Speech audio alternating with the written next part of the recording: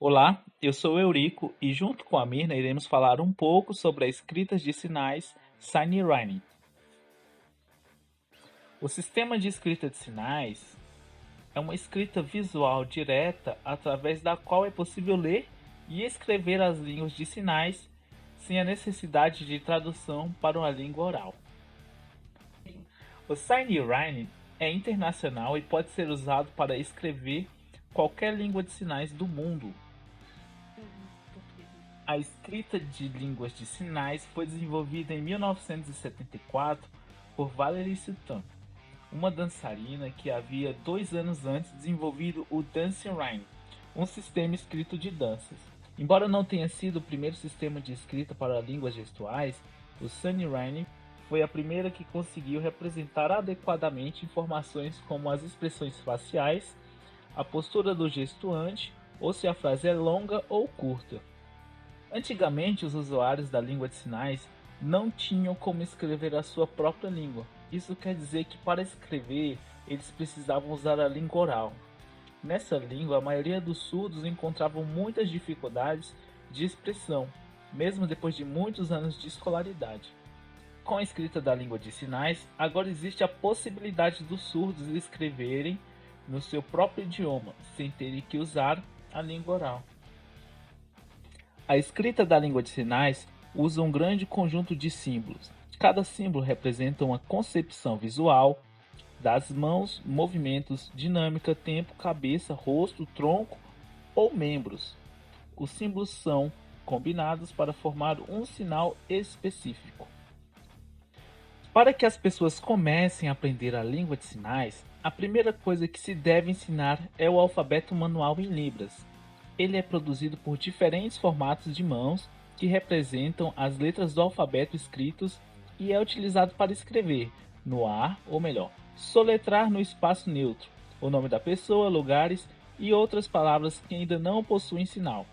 Da mesma forma é o alfabeto da escrita de sinais, só que ele é a representação visual escrita do alfabeto manual e não apenas formatos de mãos aleatórios. Agora vamos aprender um pouco sobre a orientação e posição das mãos. Este símbolo aqui é referente à visão da palma da mão quando ela é voltada para a gente. Ela vai ficar com um símbolozinho branco. Este símbolo aqui representa a mão de lado, sendo que a parte da palma da mão é a parte branca e as costas da mão é a parte preta. Entenderam? Este símbolo aqui representa o dorso da mão, a parte de trás, ele é todo preto. Quando as costas da mão está virada para a gente, seja com ela pertinha ou lá longe. E aqui é a representação das duas mãos. Sempre a palma da mão é representada pelo lado branco e a parte escura é representada pelas costas da mão. Como vocês podem observar aqui neste desenho, a posição da mão é equivalente à das gravuras, onde a palma da mão representa a parte branca e as costas da mão, o dorso, representa a parte escura, a parte preta. Independente do ângulo que fica, essa é a representação da mão. Olá, meu nome é Mirna. Ainda sobre a orientação e posição de mãos, quando ela é horizontal, ela é chamada visão de cima. Nesses casos, os símbolos são representados com espaço entre as articulações. Apesar disso, ele segue a mesma dinâmica de quando a posição da mão é paralela à parede. Quando a palma da mão é virada para cima, o desenho é representado por um espaço vazio. Quando a mão está virada para os lados, o desenho é representado pela metade preenchida e a metade vazia. E quando o dorso da mão está virado para cima, o desenho é totalmente preenchido. Nesses outros exemplos, podemos observar que é a mesma regra. Os desenhos são representados de acordo com a posição da mão. Como podemos ver na imagem, o punho fechado de frente é representado pelo quadrado vazio. O punho aberto de perfil, ele é representado pelo círculo, metade preenchida e metade não preenchida.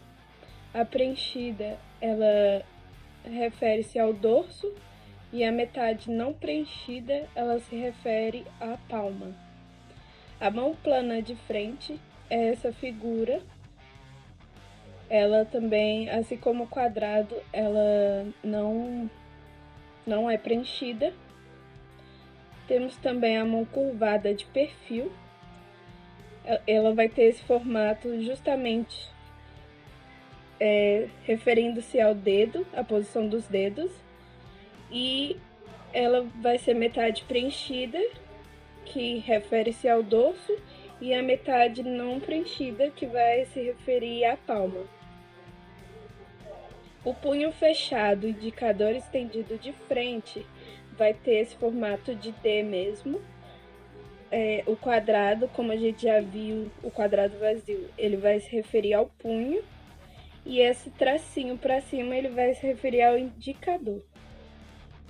No caso, se essa figura tivesse apontada, tivesse paralela ao chão, esse tracinho haveria um espaço entre ele e o quadrado.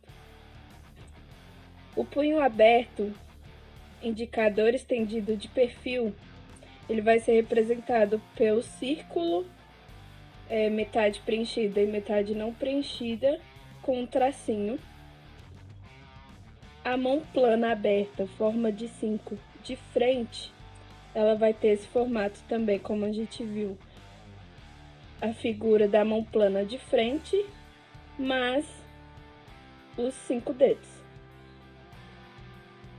E a mão curvada de perfil, ela vai ter esse formato também, metade preenchida e metade não preenchida. A gente pode perceber que a metade preenchida é sempre relacionada ao dorso e a metade não preenchida é sempre relacionada à palma. Em cada grupo são indicadas diversas configurações manuais daquele grupo. Cada configuração é colocada em 6 símbolos conforme a orientação da mão. Se ela é vista de frente, vista de perfil ou vista de dorso.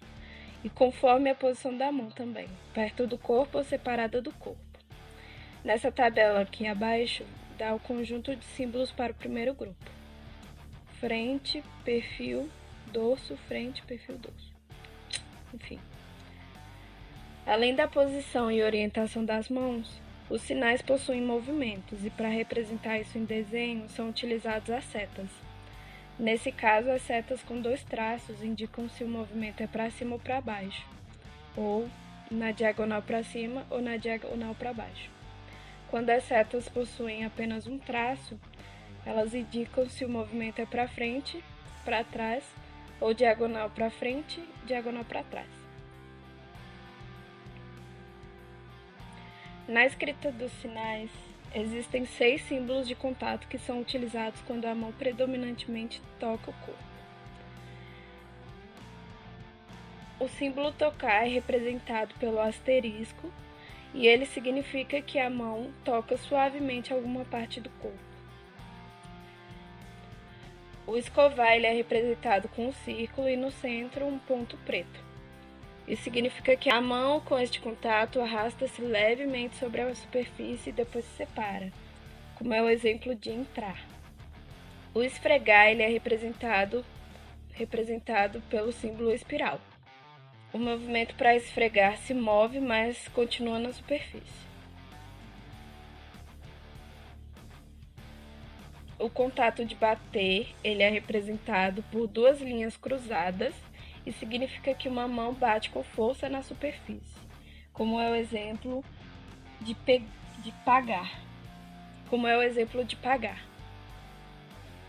O contato entrar, ele é definido com um asterisco entre 2 barras, que significa que houve um toque entre 2 partes do corpo que passam uma pela outra, geralmente os dedos, como é o exemplo de voltar. O contato pegar, ele é descrito com um sinal de adição, e ele significa que a mão pega numa parte do corpo ou da roupa, como é o exemplo de maravilha. Existem diversas literaturas escritas em sign writing no Brasil que está disponível para leitura. Um exemplo é A Cinderela Surda e A Rapunzel Surda.